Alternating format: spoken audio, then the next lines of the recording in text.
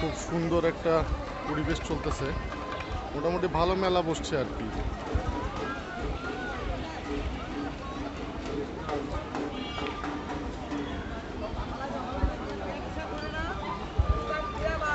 বৈশাখী মেলা ঐতিহ্যবাহী যে জিনিসগুলো প্রচলন সেগুলো সবগুলো বিক্রি করতেছে।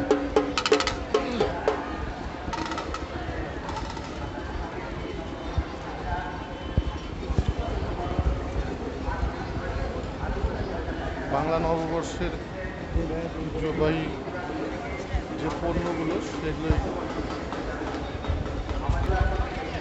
অবশ্যই দেখতে পাচ্ছেন যে এখানে এর বাইরে মানে আজকে আমাদের এই এরিয়ার ভিতরে আর কোনো গাড়ি ঘোড়া চলবে না আর কি, যার কারণে ব্যারিকেড এবং খুবই নিরাপত্তার মধ্যে দিয়ে রাখা আছে এটা।